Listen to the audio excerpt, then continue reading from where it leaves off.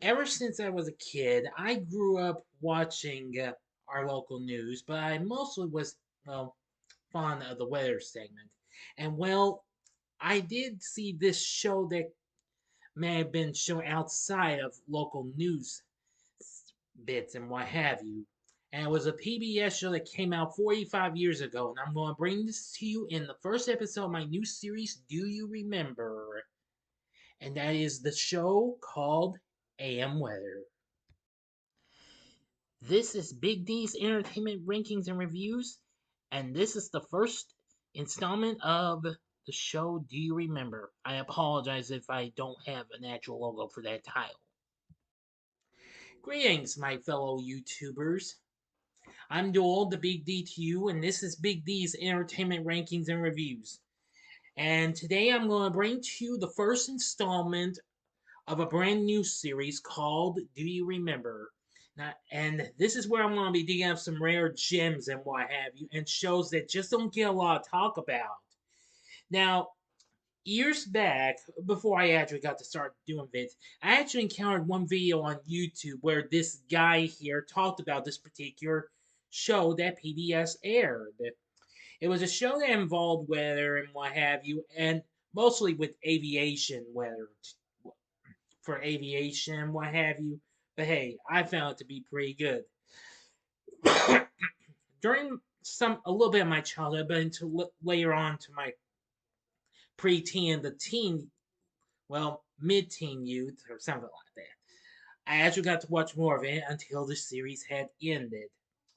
But anyway, I'm about to take you on a good trip down memory lane because today's first, which is the first ever episode of my Do You Remember series, I ask you, do you remember the PBS show known as AM Weather?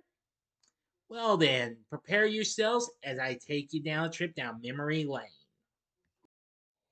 AM Weather was a PBS program that premiered in October of 1978. It was produced by NOAA, the National Oceanic and Atmospheric Administration, along with the Maryland Center for Public Broadcasting, which, of course, that's Maryland Public Television to us now.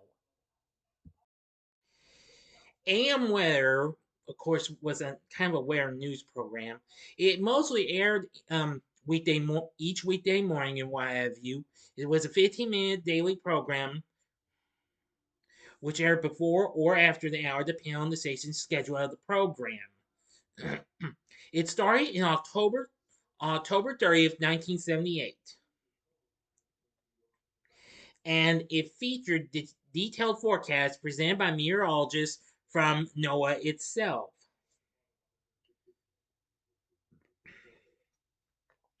While many other media outlets embraced computer weather maps and graphics in the 1980s for weather forecasting use, the series held back on fully embracing computer graphics until 1991, although the program did adapt to such graphics for satellite and radar maps in the late 1980s. The show's trademark yellow pointer was a mainstay of the program's entire run. The show's progression usually started with a satellite and radar segment, followed by the current conditions around the U.S., vice versa in early years, then the forecast, especially in terms of temperatures and precipitation, followed by an aviation forecast, locations of MVFR and IFR, aircraft icing, turbulence, and winds aloft, and ended when necessary with an inclement weather report called Weather Watch, the only time that the yellow pointer was not used. After a total of 27 episodes, the show ended on February 3rd, 1995. And one of the reasons was that MPT wanted to expand on its morning business news enterprise with Bloomberg, which Bloomberg Business News took over. Host of the Now, the main hosts of the series included Carl Weiss, Wayne Winston, and Joan Von Ahn. Now, others include H. Michael Mogul, Rich Warren, Dale Bryan, and Barry Reichman. Which that's the only one from the latter four that I've seen. Other notable substitute hosts include Regis Walters, Steve Zobrick, who is now the president of the NWA, the National Wear Association, Gary Pay, a meteorologist for the with NWS, the National Wear Service, and National Environmental Satellite Data and Information Service, now retired, and George Lessons, now the chief meteorologist in Grand Rapids, Michigan at WZZM. Now, I really did like this show. It had so many funders and what have you. Among some of the ones that were on throughout most of the run included the Federal Aviation Administration, Phillips Petroleum Company, AOPA, which that's the Aircraft Owners and Pilots Association, along with Air Safety Foundation, plus other companies, including the Hilton Hotels Corporation, which would also be a sponsor for another MPT produced show, Wall Street Week with Louis Rukeyser. The Gorman Rupp Company, excuse me, I almost said Rupp, apologies. Gorman Rupp Company, makers of pumps and for construction, agriculture, and industry. Showalter Flying Services in Orlando. Let's see. Beach Aircraft Corporation, Combs Gates. Let's see here, and the Nash and the NBAA, which of course is the National Business Aviation Association, but actually what when was known as the National Business Aircraft Association. But that's what it's called now. It's National Business Aviation Association, which was also one of its main funders throughout its run until it was dropped. Its computer aware graphics, when it was picked up, was done by WSI. Anyway, if you grew up watching this, I actually did catch this. However, it came up before watched it before I went to school. I woke up at around before quarter till 6 o'clock in the morning and turned on my local PBS station, and there was AMware itself. Let me go ahead and show you a little bit of what you could see. Give me a moment. Here's a freeze frame of a couple of the hosts of this series. There's Carl Weiss and Joan Von Ahn. It rotates from the same host, or maybe it's usually Carl and Wayne Winston, or it could be Joan along with Carl or Wayne. It just depends on what they show, who they use per episode. Here's a look at the national map they use at the beginning of the series. Of course, you can see the stick the L pointer they use, and there's different types of signs on there, but I kind of forget what they are. But you can find out what they are. There's actually a Christmas episode of AMware that has all three meteorologists talking about what they show on AMware and what these signs mean, like precipitation, high and low pressure. Those I'm familiar with, floods, or I don't know what have you. What these signs are. Here's a bit of a look at their satellite chart. This is what they were showing originally before they did their went to WSI for the computer aware graphics, even though they did help support them throughout their later run. This is a look at the aviation weather chart showing you how much precipitation is going on, or I don't know what have you. Again, it's been a long time since I've last seen these. I've seen some of these episodes before here on YouTube. I'll explain once I'm done with this. This is the chart they use for the way the chart looks for winds aloft. I do believe. Hang on, I might be wrong though, but actually it's just the lows and what have you. Okay, wait. I did make a slight error. I apologize. This is what the real aviation wear bid looks like. I apologize for that, but I just wanted to get this done so you can find out what this is all about. Okay, now I just got sidetracked. This is the Winds Aloft map and what have you.